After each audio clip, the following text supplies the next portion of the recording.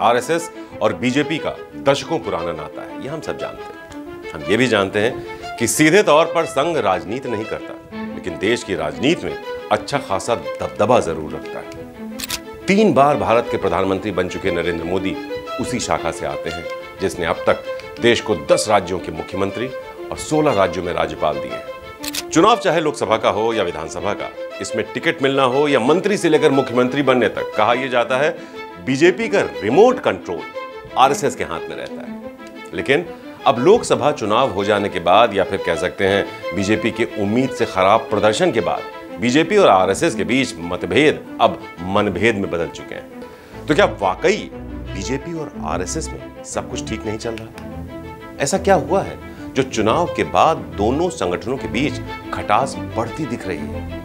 क्यों बीजेपी और आरएसएस की टॉप लीडरशिप एक दूसरे को लेकर अनर्गल बयान दे रहे हैं या एक दूसरे पर तीखे जुबानी हमले कर रहे हैं? तो इन तमाम सवालों के जवाब हम आपको देने जा रहे हैं, लेकिन उससे पहले कुछ बयान आपको दिखाते हैं। सबसे पहला बयान बीजेपी अध्यक्ष जेपी नड्डा का, जो कहते हैं आरएसएस एक सांस्कृतिक संगठन है जबकि बीजेपी एक राजनीतिक संगठन है। दोनों संगठनों का अपना अपना काम है। शुरुआत में हम कम सक्षम थे, छोटे थे, उस समय हमें आरएसएस की जरूरत थी। आज हम बड़े हो गए हैं, सक्षम हैं, आत्मनिर्भर हैं। यही अंतर है तब की और आज की बीजेपी में। तो नड्डा के इस बयान से साफ हो जाता है कि अब उन्हें या बीजेपी को आरएसएस की बिल्कुल जरूरत नहीं है। तो चलिए अब आपको दूसरा बयान दिखाते हैं जो आरएसएस प्रमुख मोहन भागवत का है। यह बयान उन्होंने चुनाव नतीजे आने के बाद दिया था। तो भागवत कहते हैं एक सच्चा सेवक काम करते समय मर्यादा बनाए रखता है और उसका पालन करता है। उसमें अहंकार नहीं आना चाहिए कि ये काम मैंने किया है या वो काम मैंने किया है। ऐसा न करने वाला व्यक्ति ही सच्चा सेवक कहलाता है। अब इससे साफ समझा जा सकता है कि संघ प्रमुख जो मोहन भागवत हैं, उनका इशारा साफ तौर पर पीएम मोदी की तरफ ही था। संघ प्रमुख ने सीधे सीधे इशारों में मोदी को लेकर ही बात कही थी, ऐसा समझा जा सकता है। अब एक और बड़ा दिलचस्प बयान आपको दिखाते हैं जो आरएसएस की एक बड़े नेता इंद्रेश कुमार का है। अब इंद्रेश जी के बयानों को हमेशा बड़ी गंभीरता से लिया जाता है। नतीजों के बाद जो इस बार बीजेपी का वोट शेयर गिरा है, इंद्रेश उसी पर निशाना साधते हुए कहते हैं जिस पार्टी ने भगवान राम की भक्ति की लेकिन अहंकारी हो गई, उसे भगवान ने 241 पर रोक दिया। जिन लोगों की राम में कोई आस्था नहीं थी, उन्हें भगवान ने एक साथ 234 पर रोक दिया। लोकतंत्र में राम राज्य का विधान देखिए, जिन्होंने राम की भक्ति की लेकिन धीरे धीरे अहंकारी हो गए, वो सबसे बड़ी पार्टी बनकर भी उभरे, लेकिन भगवान ने उनके अहंकार के कारण उन्हें रोक दिया। तो इंद्रेश कुमार का यह बयान जले पर नमक छिड़कने जैसा है, जो रह रहकर बीजेपी को टीस दे रहा होगा। अपने बयान के जरिए शायद इंद्रेश कुमार ये कहना चाहते हैं कि बीजेपी और पीएम मोदी को अहंकार हो गया था, इसी वजह से भगवान राम ने उनका अहंकार तोड़ते हुए उन्हें 241 पर सीमित कर दिया। तो चलिए अब थोड़ा सा इतिहास के कुछ पन्नों को पलटते हैं और ये समझने की कोशिश करते हैं कि कैसे आरएसएस और बीजेपी में पहले भी टकराव हो चुके हैं। बात आजादी के 4 साल बाद यानी 1951 के अक्टूबर महीने की है। उस वक्त आरएसएस के 3 बड़े पदाधिकारी थे, श्यामा प्रसाद मुखर्जी, प्रोफेसर बलराज मधोक और दीनदयाल उपाध्याय। इन तीनों ने मिलकर एक राजनीतिक पार्टी बनाई और नाम रखा भारतीय जनसंघ। उस वक्त संघ के कई सदस्यों ने ऐतराज जताया कि आरएसएस तो एक सांस्कृतिक संगठन है, उससे जुड़ी कोई राजनीतिक पार्टी बनाना ठीक नहीं होगा। तब ऐसे भी सवाल उठ रहे थे कि अगर आरएसएस से जुड़ी पार्टी करप्ट या भ्रष्ट होती है तब क्या होगा। इस पर जनसंघ नेता डॉक्टर दीनदयाल उपाध्याय ने जवाब दिया, अगर ऐसा हुआ तो उस भ्रष्ट पार्टी को खत्म करने की शक्ति भी आरएसएस के पास ही होगी। वक्त तेजी के साथ आगे बढ़ा और इसके साथ ही जनसंघ चुनाव लड़ता गया और उसका कद भी बढ़ता चला गया। इमरजेंसी के बाद साल 1971 में कांग्रेस के खिलाफ लोगों में गुस्सा था। ऐसे में जयप्रकाश नारायण एक हीरो बनकर उभरे और उन्होंने कांग्रेस के खिलाफ तमाम विपक्षी दलों को एकजुट कर जनता दल का गठन किया, जिसमें जनसंघ भी एक था। लेकिन गठजोड़ की राजनीति ज्यादा दिन तक नहीं चली और जनता पार्टी के टुकड़े हो गए। 1980 में अटल आडवाणी ने नई राजनीतिक पार्टी का ऐलान कर दिया, नाम रखा भारतीय जनता पार्टी यानी बीजेपी। वरिष्ठ पत्रकार नीलांजन मुखोपाध्याय के मुताबिक बीजेपी ने शुरुआती दिनों से ही आरएसएस से दूरी बनाने की कोशिश की थी। बीजेपी संस्थापकों ने तब 3 काम किए थे। पहला, एकात्म मानववाद यानी इंटीग्रल ह्यूमनिज्म की जगह गांधी के समाजवाद को पार्टी का दर्शन बनाया। दूसरा, आरएसएस के साथ होने वाली तमाम बैठकों में हिस्सा लेना बंद कर दिया। तीसरा, बीजेपी ने चुनाव के दौरान आरएसएस प्रचारकों से मदद लेना भी बंद कर दिया। तो इस तरह के फैसलों से बीजेपी के अंदर ही एक विरोध होने लगा। पार्टी के संस्थापकों में से एक रही विजया राजे सिंधिया ने कहा, बीजेपी के कुछ नेताओं ने प्रगतिशील दिखने के लिए गांधीवादी समाजवाद को अपनाया है। ऐसा करके बीजेपी महज कांग्रेस की फोटोकॉपी बनकर रह गई है। और इसके बाद वो हुआ जिसके बारे में शायद आपको पता भी ना हो।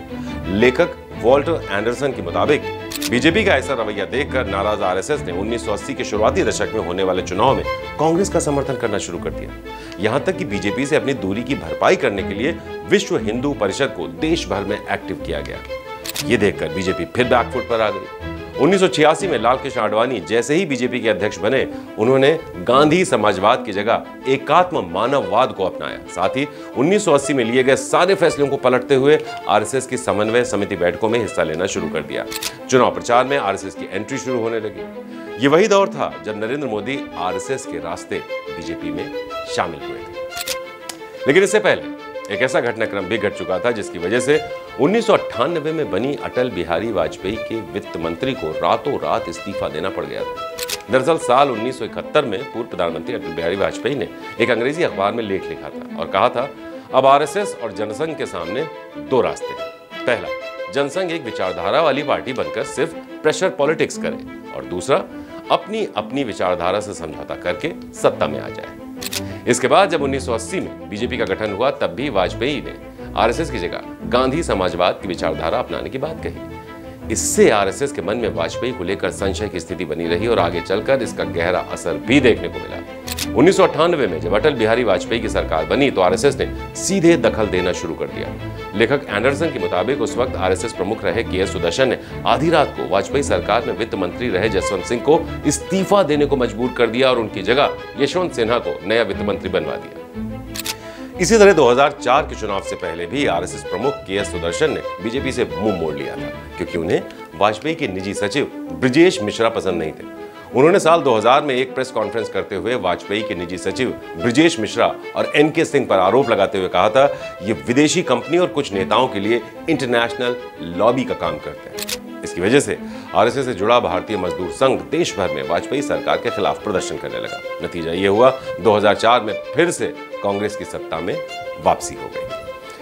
तो चलिए, ये तो कुछ बातें हुई इतिहास की जिनसे ये पता चलता है कि बीजेपी और आरएसएस में कहां, कब और कैसे दरार आई। अब थोड़ी बात कर लेते हैं ताजा हालात की, क्योंकि अब एक बार फिर से माना जा रहा है कि इन दोनों संगठनों के बीच सब कुछ ठीक ठाक नहीं है। पॉलिटिकल एक्सपर्ट्स की माने तो 2019 लोकसभा चुनाव के बाद से ही बीजेपी और आरएसएस के बीच टकराव बढ़ने शुरू हो गए थे, जिनकी 5 मुख्य वजह हैं मोटे तौर पर। पहली, कृषि कानून। 3 जून 2022 को जब मोदी सरकार ने 3 कृषि बिल संसद के दोनों सदनों से पास किए तो देश भर में आंदोलन शुरू हो गए। आरएसएस से जुड़े भारतीय किसान संघ ने भी किसानों के आंदोलन का समर्थन किया। दूसरी, बेरोजगारी। अक्टूबर 2022 में आरएसएस महासचिव दत्तात्रेय होसबोले ने इंडियन एक्सप्रेस को दिए इंटरव्यू में बेरोजगारी और आर्थिक नीति को लेकर मोदी सरकार पर निशाना साधा था। उन्होंने कहा था कि देश में 20 करोड़ लोग गरीबी रेखा से नीचे हैं और करीब 4 करोड़ लोग बेरोजगार हैं। गरीबों और अमीरों के बीच आय और धन की असमानता बढ़ती जा रही है। ऐसे में किसी भी सरकार को सफल कैसे माना जा सकता है? ये हालात किसी भी सरकार की अक्षमता को दिखाते हैं। तीसरी, राम मंदिर। आरएसएस के एक वरिष्ठ पदाधिकारी के मुताबिक राम मंदिर के मामले में बीजेपी ने आरएसएस की सुननी ही बंद कर दी थी। शुरुआत चंपत राय पर वित्तीय गड़बड़ी के आरोप से हुई थी। आरएसएस ने चंपत राय को चित्रकूट की प्रतिनिधि सभा में बुलाया और सख्त चेतावनी भी दी। इसके बाद बीजेपी ने राम मंदिर का मसला सीधा अपने हाथ में ले लिया। इसी तरह लोकसभा चुनाव से पहले रामलला की प्राण प्रतिष्ठा कराने और नाराज शंकराचार्य को नहीं मनाने से भी आरएसएस काफी नाराज हुआ। आरएसएस इस आयोजन में उन लोगों को बुलाना चाहता था जिन्होंने राम मंदिर से जुड़ा कोई संकल्प लिया हो, लेकिन बीजेपी ने आरएसएस की लिस्ट में शामिल उन लोगों को जरा सी भी तरजीह नहीं दी। चौथी, दल बदलुओं की एंट्री। बीजेपी के दिवंगत नेता प्रमोद महाजन की बेटी पूनम महाजन को मुंबई नॉर्थ सेंट्रल से टिकट नहीं दिए जाने पर आरएसएस कार्यकर्ताओं ने नाराजगी जाहिर की थी। कई सीटों पर दल बदलुओं को और दागी उम्मीदवारों को टिकट दिए जाने से आरएसएस में नाराजगी थी। वहीं यूपी के प्रतापगढ़, श्रावस्ती, कौशाम्बी, रायबरेली, कानपुर समेत 10 सीटों पर संघ ने कैंडिडेट्स पर असहमति जताई थी, लेकिन बीजेपी ने किसी की परवाह नहीं की। पांचवी, कोऑर्डिनेशन का अभाव।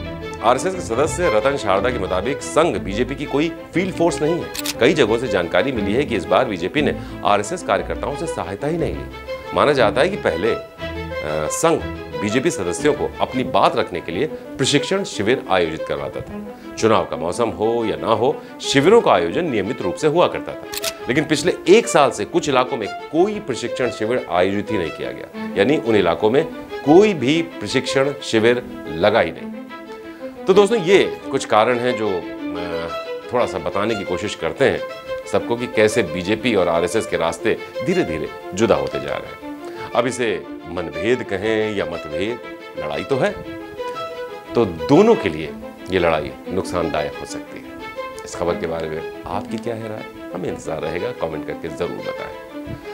नमस्कार। श्रेष्ठ उत्तराखंड पर खबरों से जुड़े रहने के लिए चैनल को सब्सक्राइब और लाइक करें, बेल आइकन दबाएं और देखते रहें श्रेष्ठ उत्तराखंड।